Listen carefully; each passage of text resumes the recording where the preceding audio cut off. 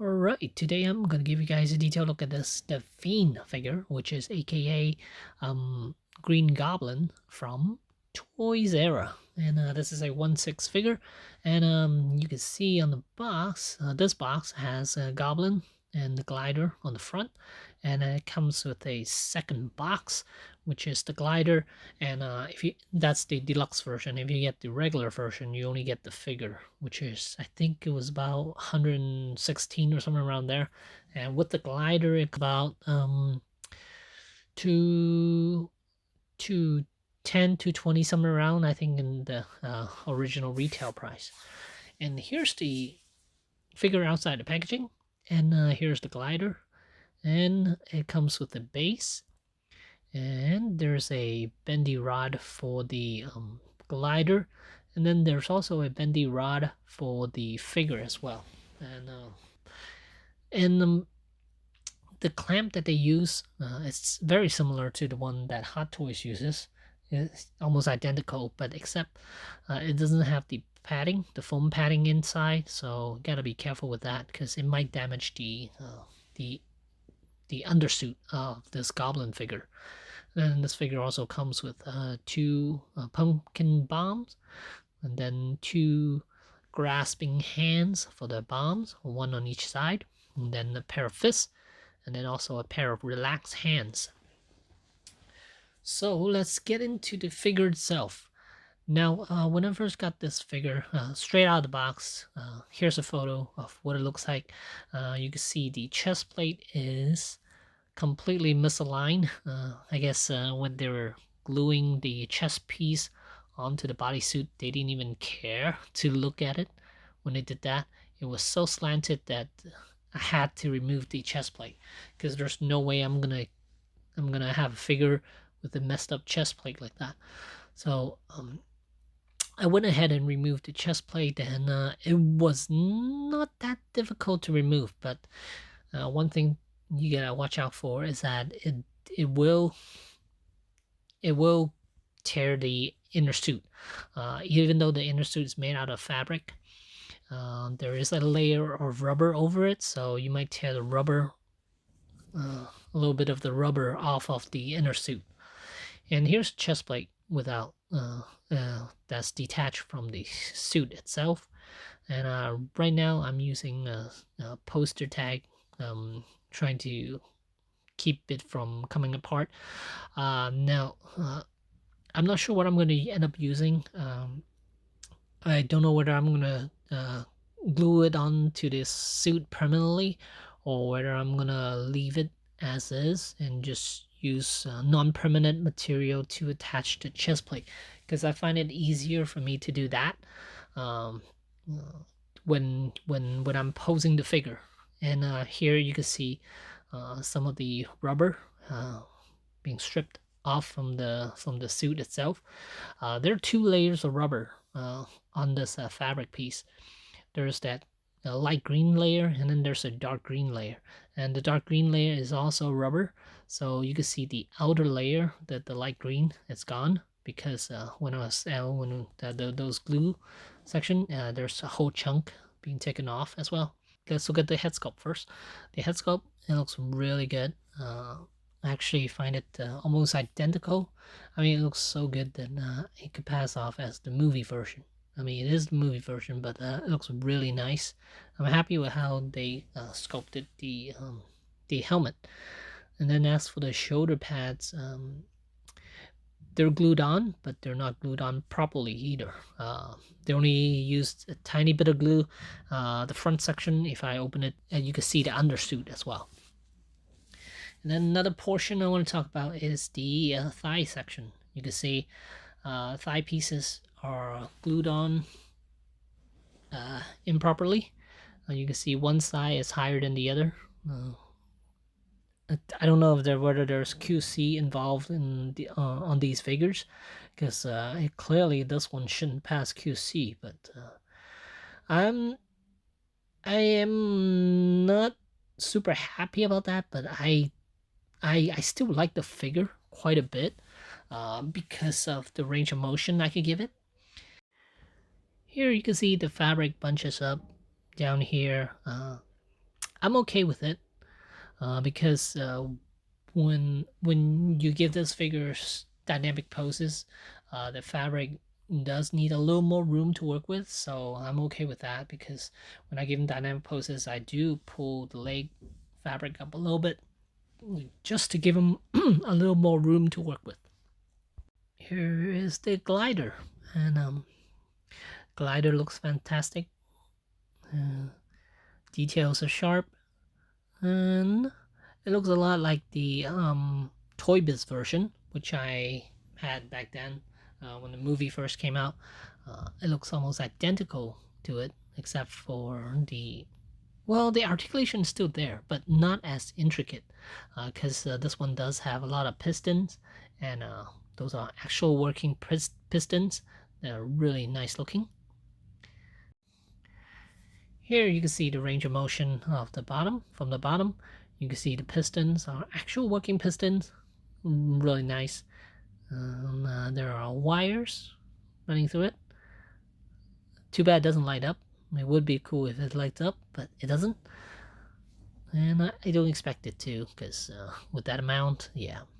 And then here are two missiles, I think. And they do wiggle around a little bit. Alright, and here's articulation. If I want to bend the legs, yeah, normally I would move the fabric up a little bit. And here you can see where the fabric bunches up around the hip section. And on the other side, it doesn't bunch up as much because the thigh piece, it's a little lower down. So it doesn't dig into the fabric too much. And then see, without the chest plate, I'm able to get them to hunched over quite a bit. And normally, if you have the chest piece on, normally you won't be able to give them this type of range of motion here. You see the abdominal section is completely down, and I'm able to get the head up quite a bit. So I'm very surprised of how good the range of motion is for the head. And then once you spread the legs out a little bit more, then you'll be able to give them a very, very impressive look. So what I'm going to do now is put it on the glider and show you guys what he looks like. And here he's on the glider, and you can see this is the pose I usually give him, and he looks fantastic. Feet are nicely planted on the base there, on those pedals, and you can see knees are bent, and the hips, you can see that fabric is digging into it. And then here you can see that head articulation, quite good. And there he is, flying towards Spider-Man.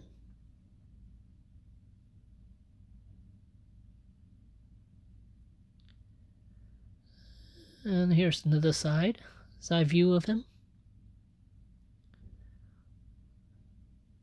And I still am not sure how I want to attach the chest plate.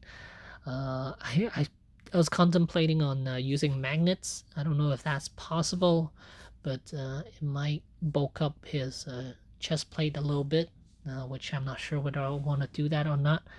Oh, and then here's the crotch plate.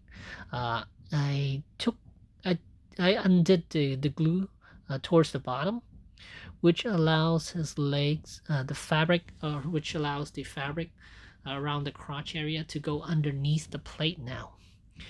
Because I've seen photos where the crotch plate is actually digging into the undersuit. I didn't want that, and since I already took the chest plate off, I figured, hey, might as well do a little mod to the crotch section as well. And then here you can see the chest plate is going over the crotch piece. That's how I was able to create that pose, the crouching pose, the hunchback pose for Goblin here. It's a fantastic looking figure. I'm very happy with how this turned out, even though there are definitely issues with this figure. The chest plate wasn't done properly. The thigh armors weren't done properly. They're just glued wrong. And but overall, the fact that I could give him this pose it's something that I'm very happy about, because I was worried that I won't be able to pose him nicely, because with Goblin, you want dynamic poses, not just standing on the glider. It has to be very dynamic, which I was able to achieve. And here's the back of the figure, and you can see there's no armor pieces whatsoever. Same from the movie. In the movie, it was just fabric suit from the back, and then all the armor pieces were from the front. And then here the ankles, I was able to get them to the ankle articulation is quite well. You can see that you can bend quite a bit, and also the pedals.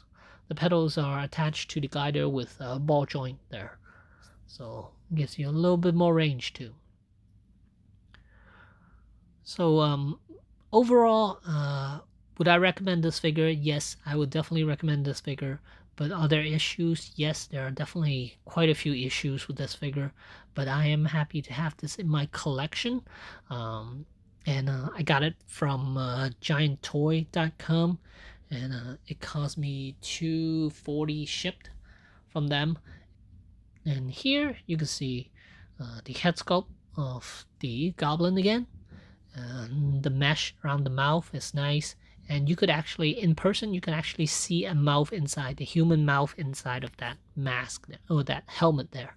So I like that, because that's pretty true to how he looked in the film from Spider-Man 1.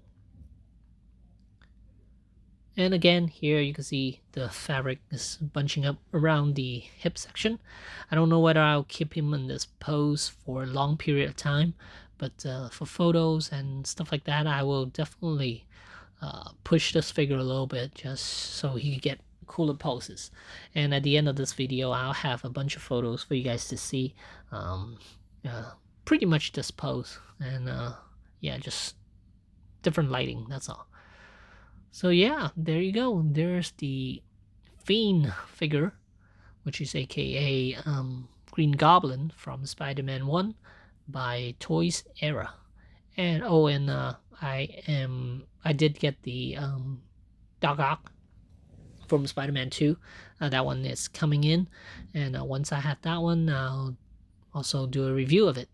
And hopefully it'll be better than this one, because this one I'm doing commentary instead of doing an actual video with audio. So there you go. Thanks for watching.